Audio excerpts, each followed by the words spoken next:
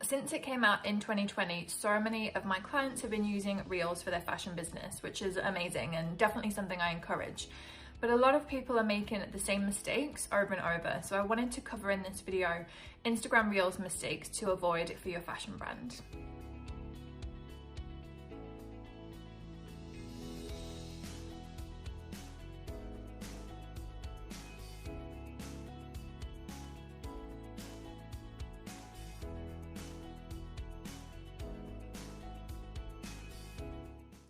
If you're new around here, hi, I'm Vicky, founder of The Fashion Business Coach, the platform that helps small and startup fashion brands to launch and scale successfully.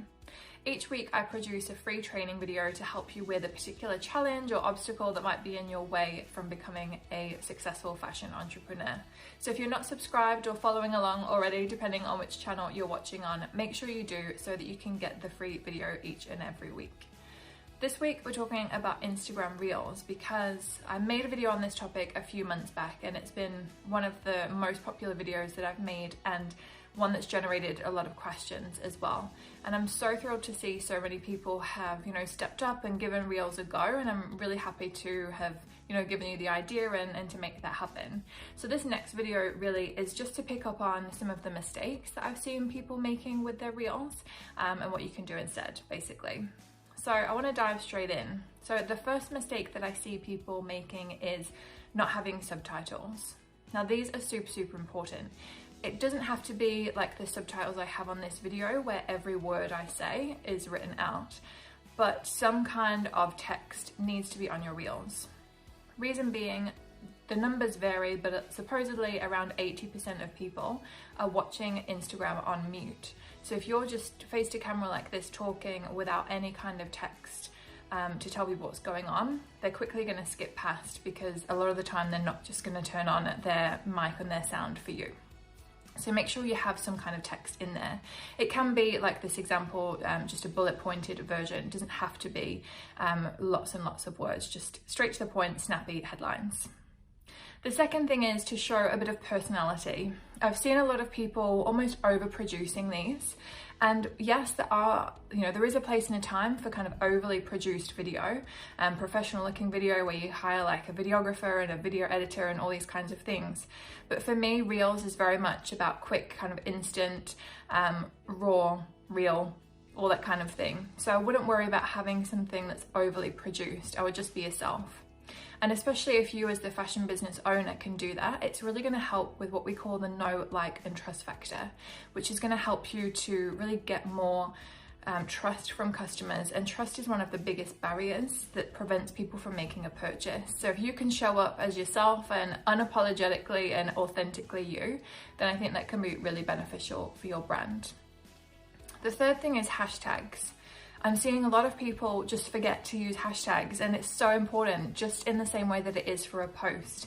So make sure that in the caption you are using hashtags. Yes, Reels in general does get a lot of visibility organically without the hashtags, but hashtags take a few seconds to add. They're free. Make sure you add your hashtags. That's really important. The fourth thing is to make sure that you have what I call native content. So content that is produced within Instagram itself.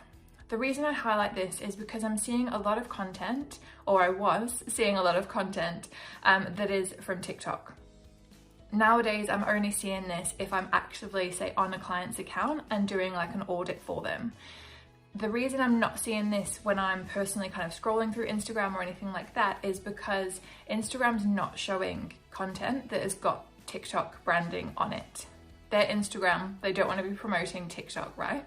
So don't transfer content over from TikTok. If it's got their branding on, it's going to show to basically no one. It's not going to come up on the search and the feed and things like that. The algorithm is going to hate you for it.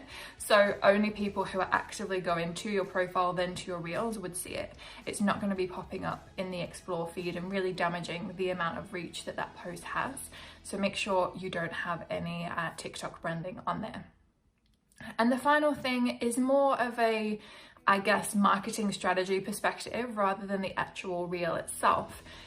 Make sure that you're posting with a purpose. I'm seeing a lot of people who are like, okay, so I've heard I've got to get on Reels. I need to, put myself out there and do something. And I love that people are doing that, because I know it is scary being on video. I find it terrifying, but as you probably know if you're watching this, I do a lot of videos, but it is really scary putting yourself out there.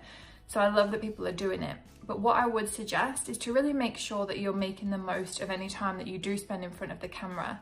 Make sure you have a particular purpose in mind. Usually the purpose is either going to be to attract new customers, to build a relationship with existing customers, or to sell to people. It's usually going to fall into one of those three categories. And there's usually an associated action with these things as well. So for instance, if you're wanting to attract new customers, you're going to want to put something out there that catches people's attention and makes them want to come over to your profile.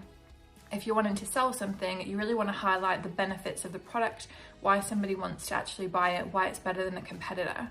So you want to make sure that anything you're posting is with purpose.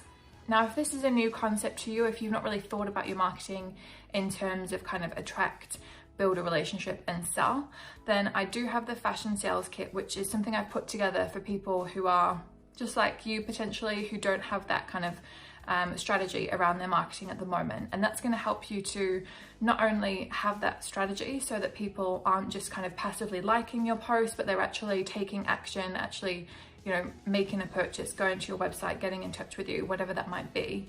But also it saves you a huge amount of time, because I've actually scripted out a lot of different posts and different scenarios and different ideas for reels and so on. So it saves a ton of time as well. So I'll link to that below. I hope this video has been helpful and given you a few ideas as to how you can refine your Reels game a little bit. Feel free to send me a message in the comments below if you've got some more questions on Reels or anything else related to fashion business, and I can certainly keep it in mind for a future video. Thanks so much for watching, guys, and I'll see you next week. Bye.